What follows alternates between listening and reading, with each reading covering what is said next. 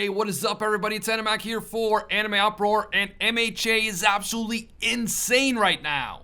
The entire Todoroki family may have just been wiped out in what is perhaps the greatest tragedy in the entire series. I don't know what exactly Horikoshi is cooking right now, but he's definitely turning up the heat well past the boiling point.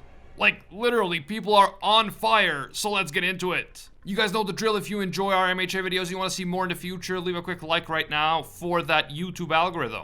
And if you're one of the over 50% of people who watch our videos but haven't taken the time to subscribe yet, I want to take this opportunity to ask you to please subscribe and hit that notification bell to turn on all notifications. Quick reminder about my very favorite video that I've ever made here on the channel. It's a video in which I talked about how Deku could have become the main villain of the MHA series. Be sure to check that out, link in the description and in the pinned comment. Finally, this video will contain Boku no Hero manga spoilers, so please proceed with caution. You have been warned. The previous chapter gave us a massive twist as it was revealed that Dabi has a hidden ice quirk, which was finally awakened during his epic battle against his father, Endeavor. We had hints that this might happen earlier on, especially with the fact that Dabi was able to copy Shoto's phosphor, but the last chapter confirmed Dabi's true ice fire quirk in an absolutely epic fashion. At the very end of the chapter, the fiery fight between father and son was interrupted by Dabi's mother, Rei. She arrived on the battlefield and attempted to use her powerful ice quirk to cool Dabi off and prevent him from dying by blowing himself up. But by doing so, Rei put herself in mortal danger. Not only is Dabi's father Endeavor in imminent danger of dying at Dabi's hands, but now Rei, Dabi's mother, is also in that same danger. The latest chapter starts off with a brief flashback that shows us how exactly Rei arrived at the battlefield from the UA shelter. We see that back at the shelter, the heroes are dealing with All for One spies. We knew about two of these spies from before, but it looks like there's actually more. We see that Itsuka Kendo is restraining two of them with her giant hand, and Tetsu Tetsu is restraining another one on the ground. Combined with the guy who looks like an adult mob from Mob Psycho 100, that makes at least 4 spies, not counting the Aoyamas of course. This doesn't even surprise me, and in the past I warned of the possibility that there could be more spies inside the UA shelter. All for One has backup plans for his backup plans. So the fact that he enlisted 4 or even more spies instead of just 1 or 2 makes perfect sense. He made it so that even if a few of them got caught, such as the Aoyamas did, there would still be plenty of other agents ready to do his bidding. But even though the heroes seem to be doing a good job of restraining the spies right now, the damage has already been done. The very foundations of the shelters and its security system have been compromised, and the civilians have no other choice but to evacuate up to the surface. The heroes make sure that the civilians all get out of the shelters, with a special emphasis on getting the children and elderly out first. Then they tell the civilians to ask the UA robots to take them away from the danger zone. These robots have been programmed to follow the instructions of the humans who ride on top of them.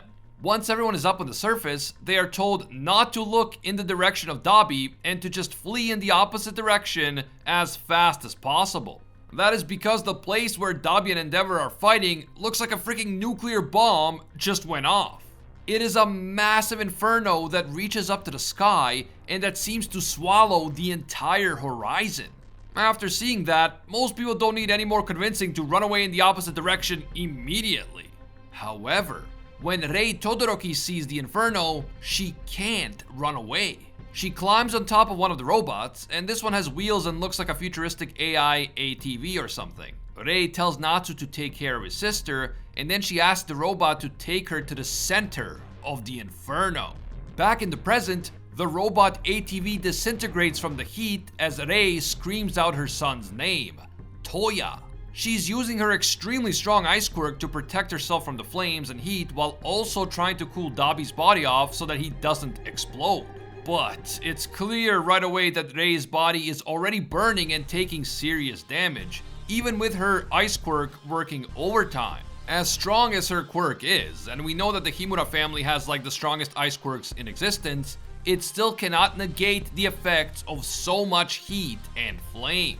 Endeavor tells Rei that it's hopeless. She won't be able to cool Dabi off, so she has to get away from here as soon as possible. if she doesn't, she'll just burn to death along with him and Dabi. But Rei refuses to leave. She calls out to her son Toya and she says that she is so sorry. Dabi recognizes her and he begins saying, "Mom, Mom." But then he also says, "Natsu-kun" and "Fuyumi-chan." Rei turns around and sees that her two other children, Natsu and Fuyumi, are also heading towards them, and they are both using their ice quirks to negate the effects of Dabi's heat as much as possible. Rei screams at them to get away, and we can see that her skin is really starting to disintegrate now. She is taking serious damage just from standing somewhat close to Dabi and Endeavor. And yet the children refuse to listen. They say that they can't stand to have her leave them again, and they both call out to their big brother and scream at him to please not take their mom away. They don't want to lose anyone else. They don't want their family to suffer anymore.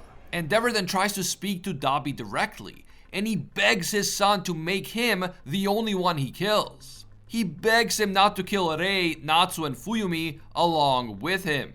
But there's a big problem with Endeavor's request. Dabi was never exactly sane, but right now he seems to be completely out of his mind. He doesn't seem to really know what's actually going on around him, and we don't know whether he's even in control of his own actions or whether he's just gone completely berserk. The flaming monstrosity that Dabi has become appears to smile as he looks at Endeavor, and then the final page of the chapter is quite a surprise. We see an image of the whole Todoroki family, aside from Shoto, reunited and looking happy. They all look normal, just wearing their normal clothes and without any fire and heat searing their skin. Even Dabi looks like Toya again, without any of his scars or burns. And he's smiling at his father as his father smiles back at him, and as Rei and the siblings look on lovingly. This page is a death flag if I've ever seen one. The text on the final page reads, "Reunited with his mother and siblings, what lies beyond his gaze?" And that is how the chapter ends. I have to admit, the final page took me by surprise. The insane contrast between all of them looking normal and happy versus what's really going on in real time really got me, and I personally liked this touch. I thought it was symbolic and poetic in a beautiful and painful way. But this also has me wondering, are we about to witness the death of the entire Todoroki family? Endeavor and Dabi are both already severely injured and on the verge of death. Now Rei's skin is beginning to disintegrate, and Natsu and Fuyumi could suffer the same fate very soon. I really doubt that Dabi will just come back to his senses suddenly and lower his temperature. I don't even know if he can do it anymore, because it's probably gone so far that it's out of his control. Seriously, are we about to see the tragic end of the Todorokis? Are some of them going to die right here and now, or maybe even all of them?